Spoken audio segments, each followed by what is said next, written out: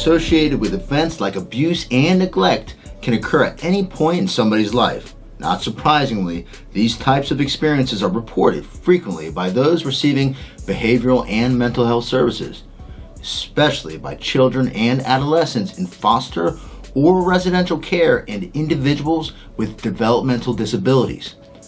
Researchers and advocates frequently cite trauma-informed care as essentially knowing the history of past and current abuse of an individual and designing service systems that are sensitive to these traumatic experiences and that directly involve the individual as a participant in the design and implementation of treatment and education. Now, since the concept and term trauma-informed care has received growing recognition, it's not surprising that there are a number of crisis management systems now touting trauma-informed approaches. Sure, they create amazing graphics, use warm and fuzzy words, and even develop training with titles like trauma-informed care approaches. But if you lift up the hood and take a deeper look at the actual strategies being used, you will find these approaches are in fact not trauma-informed. Case in point, most crisis management systems are focused on de-escalation, physical crisis intervention techniques, and otherwise rooted in mainly coercive approaches. Now, they will call their de-escalation techniques prevention, yet their prevention techniques do not start until the individual is showing the first signs of escalation. If there's anything linked to prevention, there might be one or two concepts, and those are glossed over. Prevention in the PCM system begins before the individual arrives at the facility.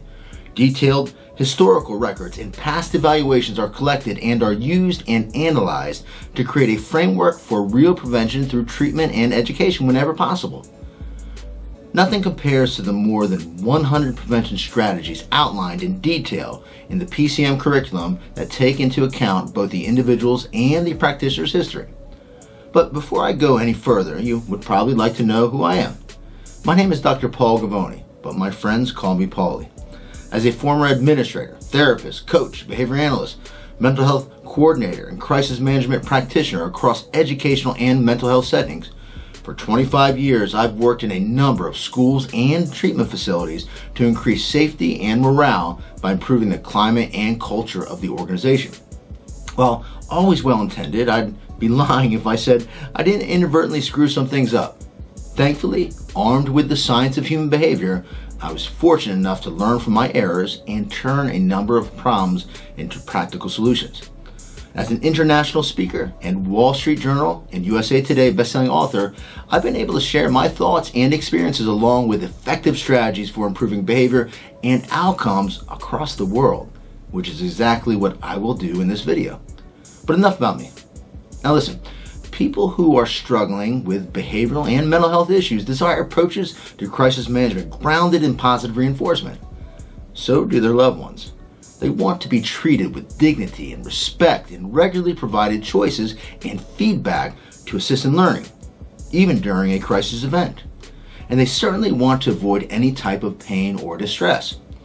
PCM offers a complete crisis management system made up of prevention, de-escalation, intervention, and reintegration that perfectly aligns with the core principles of trauma-informed care.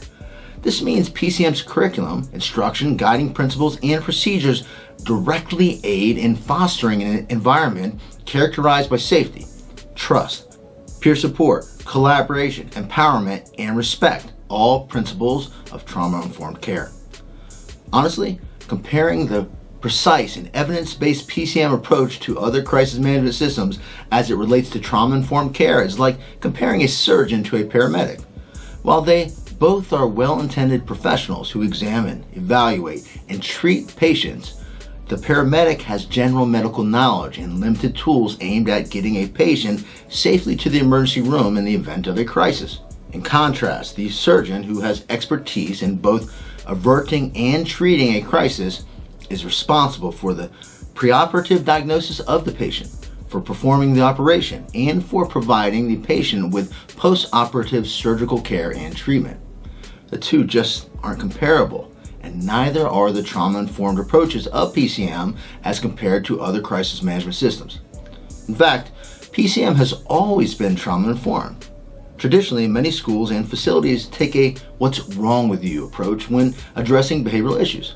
Trauma-informed care shifts this perspective from "what's wrong with you" to "what happened to you," by having a complete picture of a person's situation and life, past and present, as a means of individualizing education, treatment, and support. This approach is fundamental to applied behavior analysis, or ABA, as it seeks to determine the root causes of behavior based on both the current environment and the individual's history. For example, perhaps an individual was exposed to an aversive series of events, like as a child being regularly beaten for not completing their chores, or perhaps for receiving poor grades. These past events now influence subsequent experiences with adults as it relates to being corrected. Now, technically speaking, we may be able to categorize responses to certain related environmental stimuli, for example, an individual being reprimanded for failing to complete a task, as avoidance, response suppression, aggression, or perhaps internal responses like increased heart rate.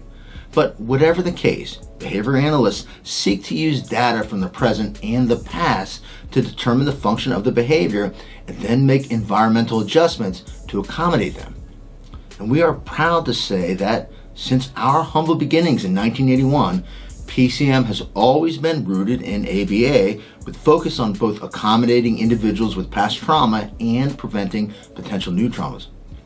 Understanding that PCM is conceptually rooted in ABA is also important because the ethics code for behavior analysts compels practitioners to not only describe the objectives of a behavior change program to clients, but to minimize potential risk in ABA practice and research, and to ensure the selection of the least restrictive procedures necessary for effective treatment. All PCM's procedures adhere closely to this code while ensuring procedures are in no way harmful, degrading, painful, or dehumanizing practices. In a minute, I'll take a brief look at the 6 principles of trauma-informed care noted earlier and provide some examples that align PCM with them. But before I do, let me first review the 4 guiding principles that all PCM procedures are built upon, which you will note closely align with those of trauma-informed care. These principles are maximizing dignity and respect, eliminating pain and minimizing distress, minimizing restriction and offering choice, and giving feedback and providing alternatives. Okay, let's now start with the first trauma-informed principle, safety. As behavior analysts, we would argue that safety is a prerequisite to effective treatment and education. To ensure that PCM is and remains the safest, most effective, and humane crisis management solution in the world, PCM has been medically evaluated by a medical doctor, employs natural body position to eliminate pain, provides choice to minimize distress and promote both physical and psychological safety, and uses behavior science to train practitioners to fluency to ensure procedures are implemented with fidelity. You know, with other crisis management systems, we have actually seen physical procedures that can easily harm the individual when not applied exactly as prescribed, especially with individuals who are at more risk, like those with Down syndrome. There is no room for error, and lots of errors are certainly happening as practitioners of these systems are not trained to fluency. It's not just the consumers who are at risk, but the practitioners as well, especially when trying to restrain much bigger and stronger individuals. We would argue that psychological safety be prioritized to the same degree as physical safety, and that one must not come at the expense of the other. And trust and transparency, the second principle of trauma-informed care, are fundamental to psychological safety. To ensure psychological safety, PCM focuses on building trustworthiness and transparency through the regular application of positive reinforcement, and by using objective criteria and predictability of procedures so individuals are always aware of both what is happening and what will happen next. Individuals are far more likely to feel safe when there is consistency and predictability that result from an accumulation of positively reinforcing interactions. In contrast, other systems that lack precision and are not primarily rooted in positive reinforcement not only fail to build trust and transparency, they have the exact opposite effect as individuals quickly begin feeling unsafe. PCM goes further by acting as a check and balance system for treatment systems that are ongoing for the individual. For example, the PCM system asks each practitioner and instructor to review ongoing schedules, teaching methodologies, and curricular accommodations for each student who receives treatment and/or educational services to ensure they are practical, effective, and have integrity. The next principle of trauma-informed care is peer support. PCM employs functional approaches to make certain the needs of each individual is met in a way that allows them to be reintegrated back with their peers following a behavioral incident. Because PCM is rooted in the science of human behavior, positive relationships are built and reinforced based on everyone's ability and preferences, including the staff's. The PCM behaviorists who built and evolved the PCM system actually cut their teeth transforming schools and treatment facilities throughout the 80s and 90s, resulting in a completely new and transformative approach to education and treatment. It wasn't accomplished by any one behaviorist, but instead was the collaborative effort of many hundreds working together, sharing experiences, conducting research, and otherwise supporting one another as peers as they steered a course to a new and better approach. The PCM system and the people involved were part of that revolution and understand clearly and are committed to the premise that only by peer support will we meet our goals and continue to make progress. The fourth principle of trauma-informed care is collaboration. Now, behavioral and educational treatments, unlike other types of interventions, may span long periods of time. For example, unlike surgery, a behavioral treatment may span weeks and months and possibly years in more intensive situations. Keep in mind that a behavioral treatment may involve not only reducing dangerous behavior and increasing academic, functional, and pro-social skills, but also caring and supporting individuals across less restrictive classrooms and living facilities. It is for this reason that PCM places such a focus on collaboration. In PCM, each individual is an active participant in every procedure, including restrictive procedures, as they are provided choices and alternatives as options. This approach eliminates power struggles. Furthermore, the regular use of choice and other applications of positive reinforcement fosters a culture of camaraderie and collaboration, which has a number of positive educational and therapeutic effects. In fact, the entire PCM process is collaborative in nature.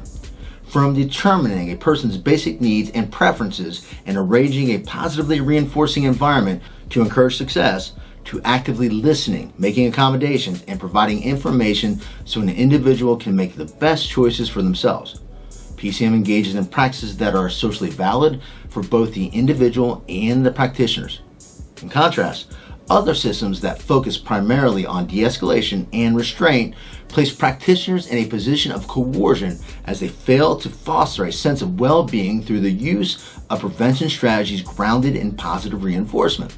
This quickly leads to individuals feeling both alienated and victimized, even though this is very likely not the intent of those applying the procedures they've been taught. Now let's take a look at the fifth principle of trauma-informed care: empowerment. Many issues associated with trauma can be linked to behavioral deficit or excess. PCM focuses on empowering individuals by first recognizing behavioral deficits and behavioral excesses, and then using positive reinforcement to build skills or teach replacement behaviors as a means of helping individuals better adapt to the environment and even overcome issues associated with trauma. PCM uses continuous feedback to facilitate rapid learning, even during crises, through biofeedback, as well as the provision of least restrictive alternatives to foster independence and participation in regular educational or treatment programming. In addition, PCM's principles and procedures are built to seamlessly blend with existing treatment and educational processes, as staff are empowered with the knowledge and skills to effectively teach, prevent, and safely intervene at precisely the right time and precisely the right way. Whether preventing a crisis or intervening one, feedback is key to empowerment, as all learning requires feedback. Other systems do not focus on building skills as a prevention strategy or do not have tight feedback loops to promote accelerated learning, even during physical interventions. As such, individuals are too frequently denied the ability to learn and grow, especially during a crisis. The final principle of trauma-informed care is humility and responsiveness. In PCM, practitioners are not only trained to focus on building and maintaining positive relationships, but they are also trained to recognize and manage their own negative emotions. Moreover, they are trained to avoid, at all costs, coercive interactions as a means of forcing compliance on individuals. Through the scientific principles of shaping and fading, combined with the most comprehensive crisis management system in existence for preventing and safely intervening during a crisis, PCM procedures are the most precise and responsive in the world. Other systems do not train practitioners on how to effectively build and maximize positive relationships, nor are practitioners provided the tools to better recognize and manage their emotions in response to behavioral issues. This can inadvertently place practitioners in a position of superiority where they become unresponsive to the needs of an individual as they begin perceiving all behavioral issues as simply compliant or non-compliant, as opposed to viewing them as a form of communication that needs to be interpreted and responded to. Listen, PCM was first developed because individuals were being restrained on the hard ground within a residential facility. This was resulting in injury to both the individual and those restraining him. It also was increasing the duration of the restraints as the individual, like anybody, was fighting to escape because they were in pain. Not only did this damage therapeutic and educational relationships, but who knows what kind of impact it had on all of them psychologically. Whether they had past traumatic experiences or these experiences were becoming traumatic, it was not good. And it wasn't just the physical restraints that were causing problems. Individuals were not involved in their own treatment and were being forced to do things they didn't want to. They had no choice, but you do. If you support trauma-informed care, you need to understand this. Very difficult behavior falls into two categories: behaviors you can ignore and behaviors that must be stopped. But even though PCM practitioners are equipped with the training and procedures to stop behaviors that are dangerous to an individual or others, PCM does not advocate for the use of physical safety as a compromise to psychological safety.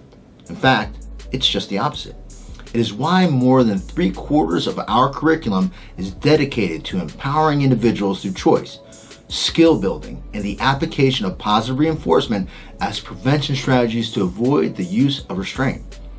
It is also why PCM has such a wide range of physical interventions, so that the least restrictive intervention, all of which employ natural body positioning and no pain, can be used to meet the needs of each individual across contexts. So as I see it, you have a simple choice to consider. If you have a crisis management system, or you are thinking about one, do you want to use imprecise and limited procedures considered coercive? Procedures that limit choice, feedback, and alternatives as a means of addressing crisis-type behaviors? Or do you want to prevent and stop these behaviors using principles that are grounded in behavior science and directly aligned with trauma-informed care? Approaches that are physically and psychologically safe, responsive, and transparent. Approaches that otherwise empower and foster trusting and collaborative relationships. If the latter is your choice, click the button below to download a simple self-assessment to determine how well your crisis management system ranks as trauma-informed.